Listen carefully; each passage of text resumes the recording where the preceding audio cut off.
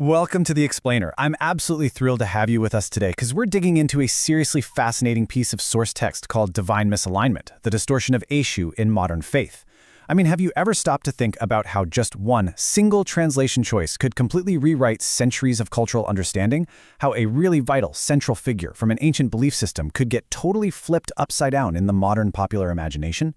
Well, that is exactly what our source text tackles today. We're going to unpack a massive historical misunderstanding, one that literally still echoes through our television screens and faith communities right now. Okay, let's dive into this. If you've ever watched a modern Nollywood film that touches on spiritual themes, you have almost certainly seen this character. You know the one, the glowing red eyes, the super dramatic villain music, just the absolute ultimate embodiment of evil. Eshu is pretty much always played as the ultimate bad guy. But our source text raises a super compelling question. What if this terrifying cinematic villain is actually just the victim of a colossal mistranslation? Like, are these dramatic depictions getting the whole story entirely wrong? Well, to figure that out, the source text tells us we need to look at the stark contrast between these over-the-top Nollywood portrayals and the actual historical reality of the Yoruba belief system. We're looking at this massive, gaping canyon between what we see on our screens today, which again is just pure malice, and what ancient practitioners actually understood this entity to be. It is honestly a textbook case of how modern media can just totally amplify a historical error. Section 1. The Nollywood Villain Trope. A Cinematic Misunderstanding. Section 2. Eshu in Yoruba Cosmology. Unpacking the True Function. So look at what really stands out in this original framework. Eshu is defined very clearly as a central figure within Yoruba cosmology. But notice what is completely missing from that definition: the word evil. The source emphasizes that if we really want to understand this figure, we have to completely strip away all of our modern cinematic baggage. You see, in the traditional Yoruba worldview, the cosmos doesn't just run on a simple good guys versus bad guys track. It operates on a system of really delicate balance. And Eshu is sitting right at the very center of that balance. Right, so let's analyze what that precise function actually is. According to the source, within Yoruba cosmology, Eshu acts as an enforcer of balance, a messenger between the human world and the divine, and fundamentally as a tester of human character. Think of it like this. When you stand at a crossroads in your life, Eshu is the cosmic force that tests your resolve, your inner truth, and your alignment with your destiny.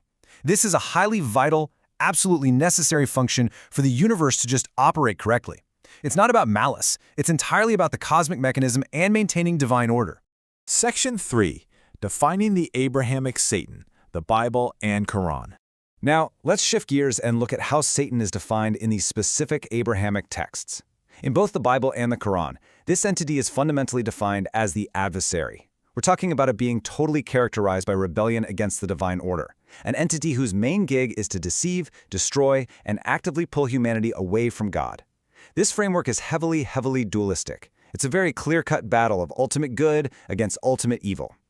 And this brilliantly illustrates the core conflict here. On one hand, we've got a Yoruba cosmological figure whose literal job is to act as a necessary messenger, a tester who maintains the balance of the cosmos. But on the other hand, we have the Abrahamic definition of an entity whose entire existence is rooted in rebellion, malice, and tearing down the divine order. Guys, these are two completely distinct spiritual concepts, born out of completely different philosophical frameworks. Section 4. The Great Mistranslation, when cosmologies collide. Now, what's really interesting about this slide is how glaringly obvious this mismatch is when you put them side by side. See, when translators were trying to bring the Bible and the Quran to the Yoruba-speaking world, they obviously needed a local word for Satan. So they looked around for a figure associated with the crossroads, someone who tested humanity, and they incorrectly mapped the Abrahamic Satan directly onto the Yoruba Eshu.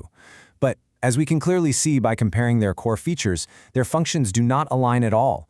Literally, the enforcer of cosmic balance was suddenly forced to wear the mask of the ultimate adversary.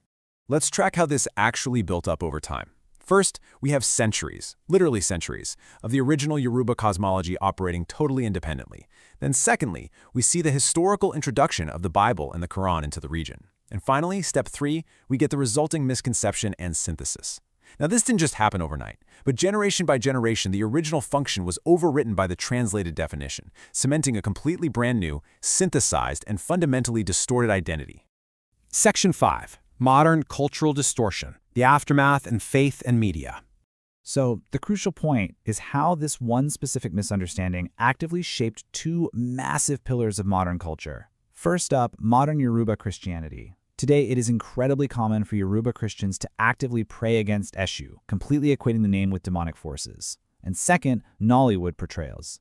The film industry basically grabbed this mistranslation and visualized it, pumping out the terrifying smoke and mirrors villain that we talked about at the very beginning. Both modern faith and modern media are operating on the foundation of a massive translation error. Let's just sit with the title of our source text for a second. The Distortion of Yoruba in Modern Faith. It's honestly a profound summary of everything we've covered in this explainer today. We aren't just talking about a minor linguistic slip-up here. We're looking at a total, sweeping cultural distortion, where the rich, incredibly complex mechanism of an ancient cosmology was just completely flattened. It was entirely erased and replaced by a totally imported concept of ultimate evil.